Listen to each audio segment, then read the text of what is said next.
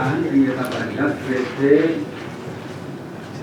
Sinming Gua Sini diduga dan dinyatakan pelaku sidang hari ini cuma banding hasil.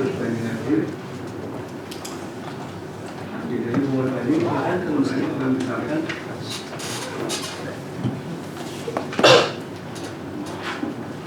Baik, terima kasih Majelis Hakim yang terhormat. Pada persidangan sebelumnya, Majelis sudah memerintahkan kepada para pihak, khususnya bagi pemohon, untuk melanjutkan pemeriksaan materi. Dan pada persidangan hari ini, pemohon telah menyiapkan Majelis materi yang akan dibagi dua oleh pemohon. Pertama, materi mengenai prosedural atau hukum acara pemeriksaan yang dilakukan oleh tergugat ya, di Kanwil DJBC Jakarta ya. Dan nanti klaster yang kedua, pemohon akan menyampaikan mengenai prosedur penyampaian surat akuo. Nah, pada persidangan hari ini pemohon menyampaikan prosedur yang pertama dan yang kedua terlebih dahulu majelis, yaitu prosedur dari dasar kewenangan yang diterbitkan oleh terbanding ketika melakukan pemeriksaan di kantor terbanding. Ya, kebetulan pemohon juga hadir, jadi pemohon mengikuti dan mencermati prosedur atau hukum acara yang dilakukan oleh terbanding kepada pemohon. Jadi yang pertama, penjelasan yang berkaitan dengan prosedur pemeriksaan atau prosedur audit. Tanda tertulis sudah dibuat. Ya, kami sampaikan sekarang. Iya, sudah disampaikan. Ini akan kami sampaikan. Oke. Ya. Mungkin tadi ditulai poin-poinnya aja ya. Ya, betul.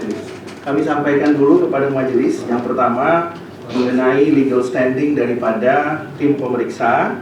Ya. Kemudian yang kedua kami sampaikan juga mengenai permintaan makan siang 5 kali majelis, karena itu kan berurutan ya dalam konteks pemeriksaan. Nah, kami sampaikan dulu kepada majelis aslinya 2 poin ini. Nanti poin yang berikutnya majelis kami akan sampaikan pada persidangan akan datang.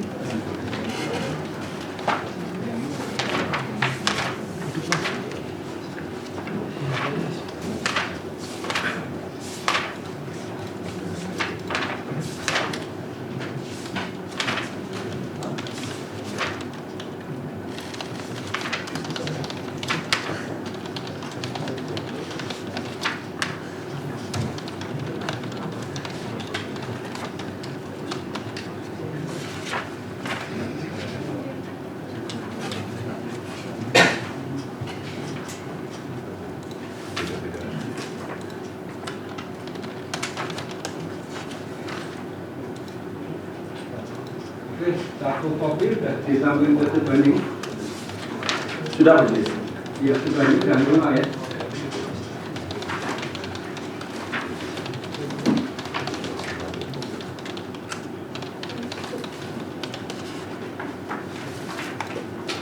Izin pemohon lanjutkan majelis. Nah, terbanding dan rumah belum terbanding. Sudah yang mulia. Oke. Apa lagi mohon banding? Ya, itu berkas yang sudah kami sampaikan majelis. Kami akan sampaikan highlightnya saja majelis. Secara detailnya kami sudah sampaikan mengenai legal standing itu ada di tangan majelis dan terbanding ya. Jumlahnya 31 halaman. Kemudian mengenai pertemuan 5 kali dengan permintaan makan siang itu ada 19 kali dengan alat bukti struk pembelanjaan atau pembayaran sebanyak 5 kali yang sudah kami update majelis.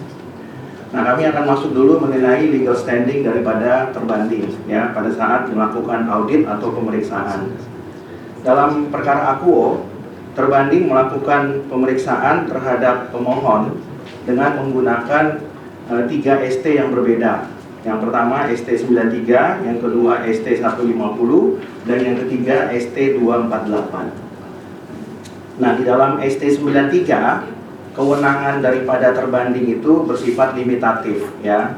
Dalam konteks sengketa akuo, kewenangannya itu hanya dari tanggal 12 sampai 26 Februari 2024, ya. Nah, sementara setelah itu kewenangannya kemudian menjadi hapus, ya. Nah, karena kewenangan itu hapus, ya, maka seharusnya terbanding itu tidak dapat melaksanakan pemeriksaan atau telah terbukti terjadinya daluarsa kewenangan. Kenapa? Karena dari ST93 ke ST150, ya, itu ada putusnya dasar kewenangan, ya, ada missing link di sana atau kewenangan yang putus, ya, dengan dari ST93 sampai dengan ST150, ya. Begitu juga dengan ST150, secara tegas disebutkan di sana kewenangannya adalah dari tanggal 4 sampai dengan tanggal 8 Maret 2024. Dan yang terakhir ST248 juga kewenangannya adalah tanggal 22 sampai tanggal 26 April 2024, ya. Sehingga dengan demikian kewenangan terbanding itu sebenarnya tidak tersambung satu dengan yang lain. Karena tidak tersambung, maka seharusnya cacat wewenang itu telah terbukti sebagaimana diatur dalam pasal 52 ayat 1 huruf A, ya, Undang-Undang Administrasi Pemerintahan, dan oleh karenanya, ya, harus dinyatakan tidak sah dan dibatalkan sesuai dengan ketentuan pasal 66 ayat 1 huruf A Undang-Undang Administrasi Pemerintahan. Perlu pemohon perjelas majelis bahwa terbanding mungkin mengatakan bahwa kewenangannya itu adalah 3 bulan. Tapi 3 bulan itu menurut Perdu 35 tahun 2017 pasal 25 ayat 1 itu harus tercantum. Frasenya demikian, ya. Pelaksanaan audit harus diselesaikan dalam jangka waktu 3 bulan sebagaimana tercantum dalam surat tugas. Masalahnya kan 3 bulannya tidak tercantum. Ya, pertanyaannya, apakah kewenangan itu bisa berdasarkan asumsi? Dan jawabannya tidak. Ya, kewenangan itu berdasarkan kepastian, bukan berdasarkan asumsi. Kalau kemudian Per 35 mengatakan harus tercantum, maka apa yang tercantum itulah kewenangannya. Apa yang tercantum lingkupnya hanya sejauh itu saja, tidak bisa ditambahkan, tidak bisa juga dikurangkan. Ya. Nah, oleh karena itu pasal 25 ayat 1 sudah sangat jelas mengatur bahwa kewenangan harus tercantum. Dan ini sangat lumrah sekali terjadi bukan hanya di pemeriksaan kepabeanan, tapi juga di pemeriksaan pajak yang paling sering. Harus jelas kewenangannya dari kapan sampai kapan, ya. Nah, itu yang kami tidak melihat dasar kewenangan itu, gitu, ya. Dan perlu kami sampaikan kepada pemohon, pemeriksaan ini sudah 2 kali diperpanjang. Lagi-lagi, ya, tidak sesuai dengan apa yang tercantum, tapi berdasarkan asumsi. Asumsi 3 bulan, kemudian asumsi belum selesai diperpanjang lagi 3 bulan, dan asumsi lagi diperpanjang 1 bulan, ya. Sehingga menurut pemohon asumsi itu tidak bisa menjadi dasar, ya. Nanti juga pemohon akan menghadirkan ahli majelis untuk menerangkan ini, gitu, ya. Tidak bisa berdasarkan asumsi. Nah, pemohon sudah sampaikan detail daripada semua ST majelis, ya. Tinggal normanya saja. Nanti mungkin ahli akan memperjelas secara komprehensif. Yang kedua, pemohon juga sudah menyampaikan mengenai prosedur, ya. Prosedur pemeriksaan audit itu dengan permintaan makan siang 5 kali, ya, sebagaimana pemohon telah update, ya, berikut tempatnya. Dan permintaan ini bukan dilakukan 1 kali majelis, ya, tepatnya 5 kali, sehingga ini bukan merupakan kebetulan, ya, tapi ada sesuatu, ada pesan yang ingin disampaikan, ya. Dan pesan itu bukan bagian daripada prosedur atau hukum acara pemeriksaan. Tidak ada hukum acara pemeriksaan kepabeanan maupun pajak itu di mana antara auditor dengan auditi, ya, itu istilah di kepabeanan. Kalau istilah di pajak, memeriksa dengan wajib pajak tidak pernah ada prosedur untuk pertemuan, ya, apalagi untuk makan siang sampai 5 kali, ya. Nah, pemohon juga perlu menyampaikan bahwa perkara ini juga bagian daripada pemeriksaan di Ombudsman, ya, karena itu menurut Ombudsman juga merupakan bagian daripada maladministrasi, ya. Nanti kalau sudah ada keputusannya, pemohon akan sampaikan juga kepada majelis sebagai alat bukti tambahan, ya. Selain daripada juga sudah ada keputusan KIP yang sudah dikuatkan dengan putusan petun belakangan, ya. 1 minggu yang lalu majelis sudah ada putusan petun mengenai pelanggaran prosedur yang juga merupakan bagian dari satu rangkaian dari upaya adjudikasi di KIP, ya. Nah, perlu pemohon sampaikan majelis bahwa terbanding menggunakan pasal 81 ayat 2 Undang-Undang Kepabeanan untuk menjustifikasi kebenaran makan siang itu diperbolehkan sebagai prosedur pemeriksaan, ya. Nah, di sana terbanding mengatakan bahwa apabila di sarana pengangkut atau tempat lain tidak tersedia akomodasi, pengangkut atau pengusaha yang bersangkutan wajib memberikan bantuan. Nah, tentu kalau kita melihat penjelasannya, ya, tentu ini merupakan satu ironi karena penjelasannya mengatur bahwa norma ini bisa diberlakukan apabila di tempat tersebut tidak tersedia akomodasi, ya, sehingga perlu diberikan bantuan agar pelaksanaan audit itu bisa berjalan dengan baik. Sementara pelaksanaan auditnya sendiri dilakukan atau dilaksanakan di tempat yang tentunya ini tempat yang sangat urban begitu, ya. Artinya apa? Sangat kota sekali. Tidaklah mungkin tidak ada tempat akomodasi, tidak ada tempat makan, apalagi tidak ada minum. Itu sangat tidak logis gitu, ya. Karena ini dilakukan di Jakarta Utara, dekat dengan Pantai Indah Kapuk, dekat dengan Kelapa Gading, sehingga sangat tidak logis kalau kemudian terbanding mengatakan bahwa permintaan makan siang itu dibenarkan menurut pasal 81 ayat 2 Undang-Undang Kepabeanan dan penjelasannya, ya. Nanti kalau sudah ada keputusan dari Ombudsman mengenai pasal 81 ayat 2 dan penjelasannya, kami juga akan sampaikan pada sidang berikutnya majelis. Kemudian yang berikutnya majelis berkaitan dengan tambahan legal standing, bahwa pemohon juga menyampaikan fakta yang terjadi ketika pemohon mendampingi pemeriksaan. Di dalam surat tugas itu disebutkan bahwa kewenangan yang diberikan oleh pimpinan terbanding untuk melakukan audit hanya kepada satu tempat saja. Ya, di dalam surat tugas itu sudah sangat jelas disebutkan, ya, tidak ada tempat yang lain, ya. Nah, jadi tempat yang disebutkan di sana itu adalah di sana menyebutkan satu tempat, ya. Kenyataannya majelis, ya, ketika fakta itu terjadi, ya, ternyata 2 tempat itu kan tidak diberikan kewenangan untuk dilakukan pemeriksaan atau audit, ya. Nah, itu yang juga kami sudah sampaikan di dalam penjelasan tertulis kami, sehingga kewenangan itu bukan saja persoalan mengenai waktu, tapi juga persoalan mengenai lingkup, ya.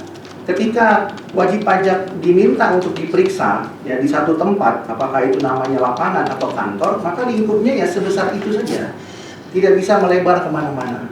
Begitu juga dengan jangka waktu seperti yang pemohon sudah jelaskan tadi. Ketika jangka waktunya sudah diatur sedemikian rupa, maka kewenangannya bersifat limitatif, ya, tidak ada kewenangan yang bersifat absolut.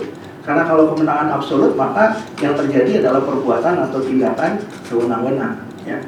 Nah, itu mungkin 2 dulu majelis, ya, secara detailnya sudah majelis terima, ya, penjelasannya. Pada persidangan yang berikutnya kami akan sampaikan pelanggaran prosedur yang lainnya sampai dengan selesai pelanggaran prosedur dan juga kita lanjutkan dengan materi. Begitu majelis. Terima kasih.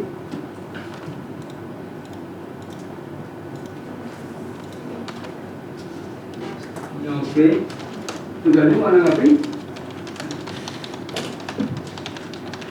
Terima kasih yang mulia, berbagi menyampaikan penjelasan tertulis yang mulia. Oke, silakan disampaikan.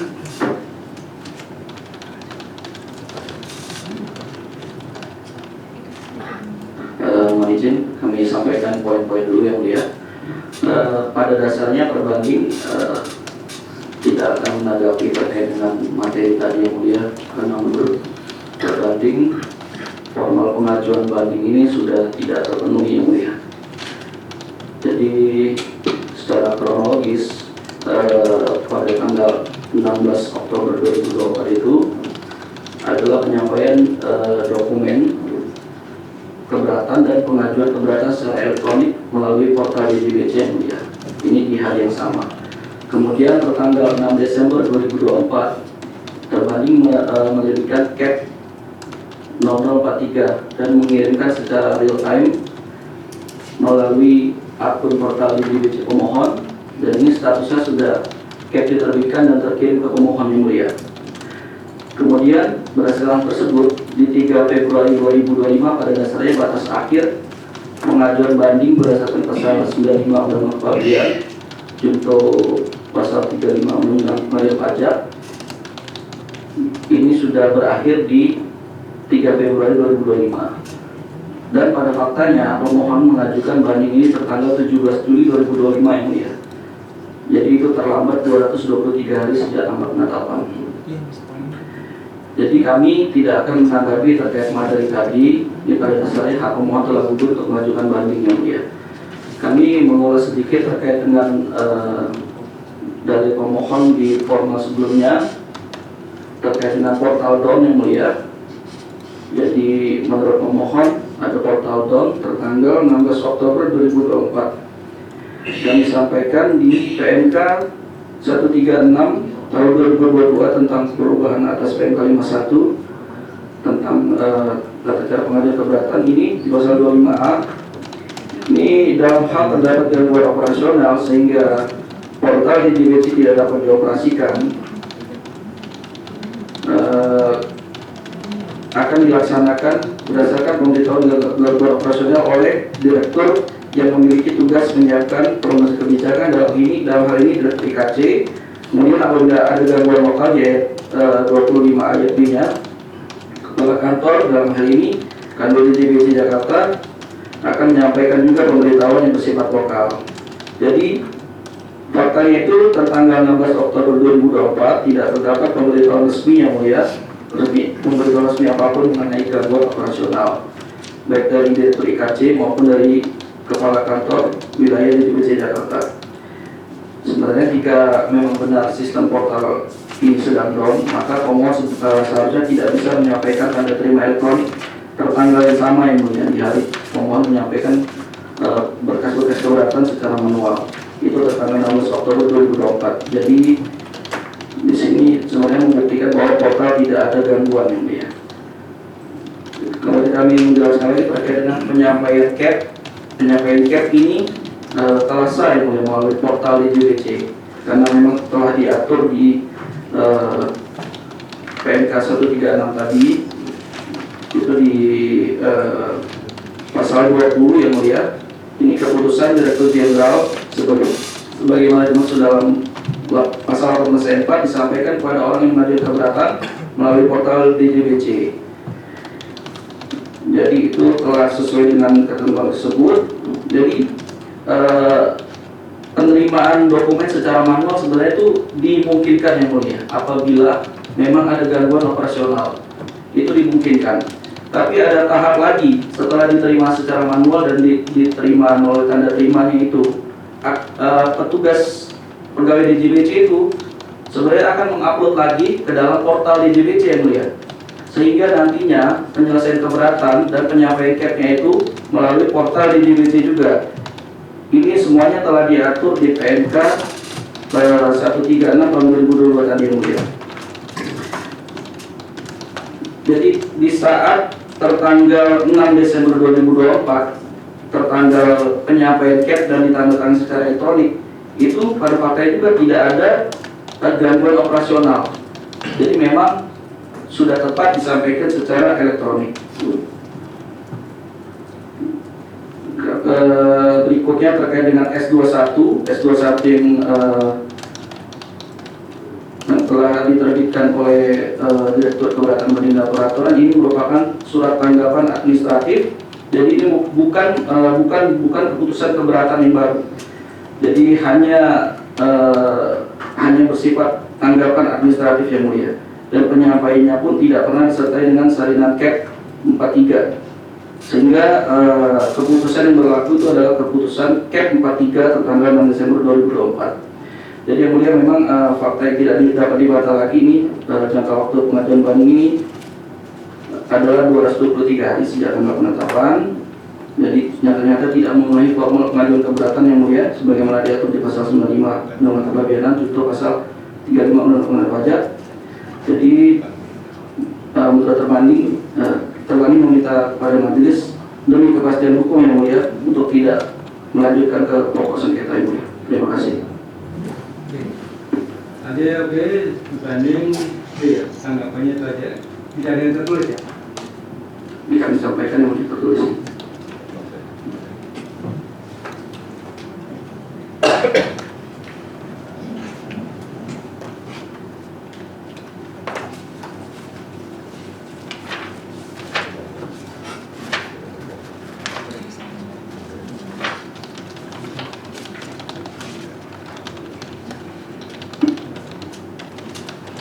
Tadi pemohon banding katanya mau menghadirkan ahli. Kalau pengadilan ya dipersiapkan ya. Baik majelis. Ya. Izin majelis, pemohon ingin sedikit saja menanggapi supaya perkara ini terang majelis ya. Karena kan sidang berikutnya kami aja ya. Ya, kami mau nanti menyampaikan putusan KIP dan juga putusan petun yang terbaru ya majelis ya. Nah, pemohon ingin menyampaikan majelis tanggapan sedikit mengenai apa yang disampaikan oleh terbanding. Pemohon sebenarnya agak bingung majelis. Ya, kenapa terbanding ini tidak ingin menerima fakta ya yang terjadi baik itu dari lembaganya sendiri maupun dari lembaga peradilan lain. Terbanding mati-matian ingin supaya persidangan ini dicukupkan, supaya putusannya NO.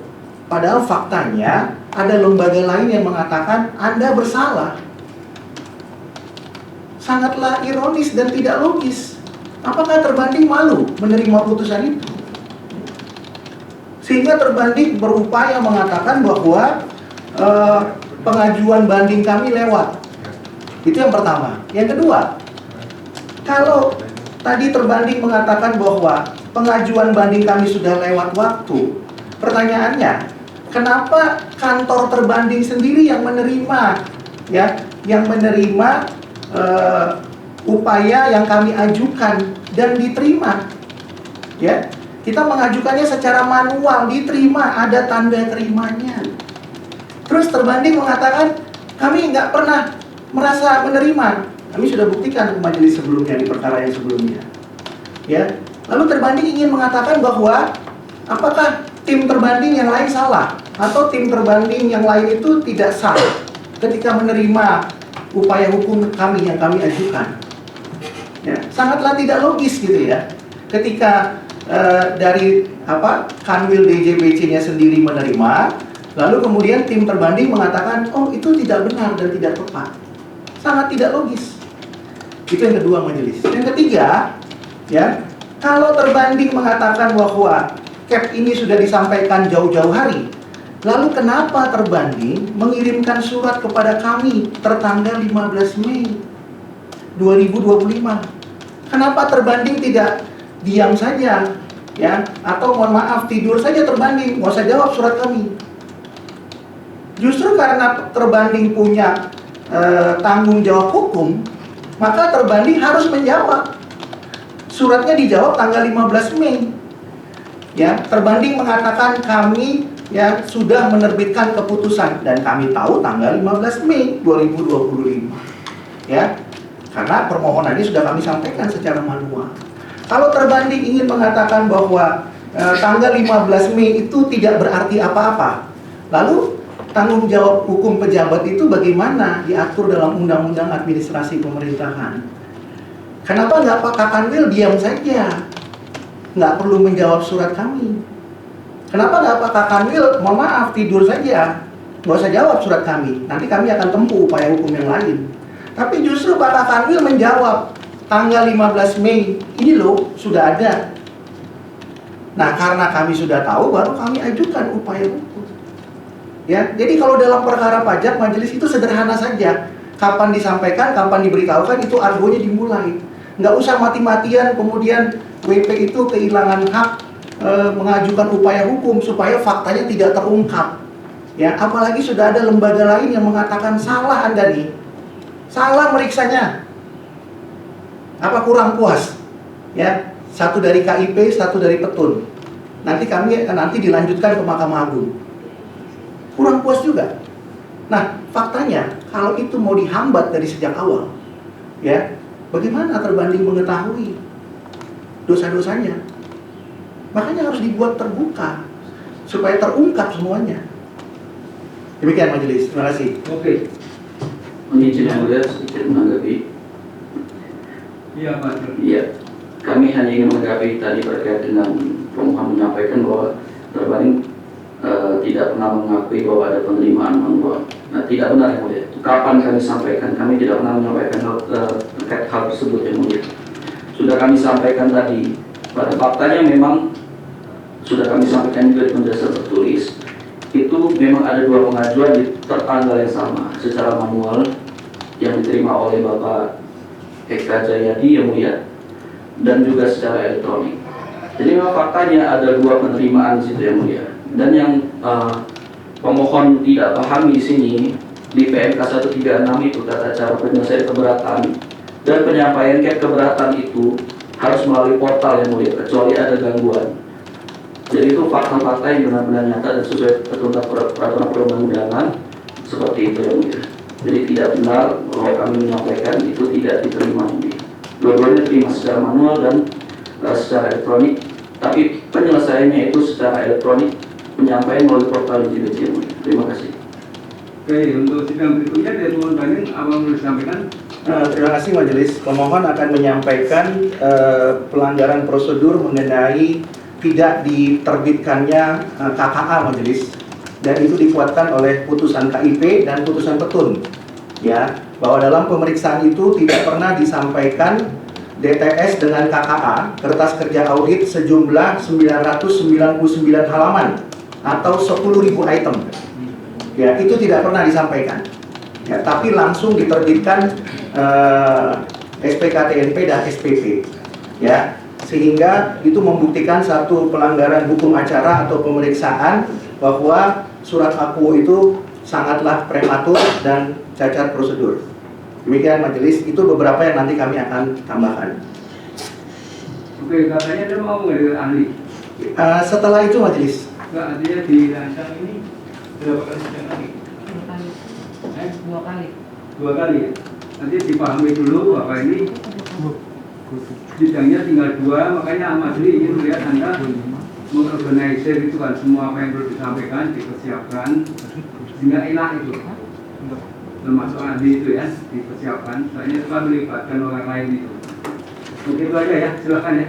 Ya, izin majelis, kami akan berupaya nanti menyampaikan tambahan informasi majelis dari KIP dan Petun pada sidang berikutnya dan beberapa alat bukti lainnya. Setelah itu mungkin kami perlu menghadirkan ahli. Kami mencatat majelis ini jatuh temponya 17 Juli majelis 2026. Nah, kami akan berupaya semaksimal mungkin karena kami juga menunggu dari pihak lain, termasuk dari Petun kan kami juga harus menunggu majelis ya.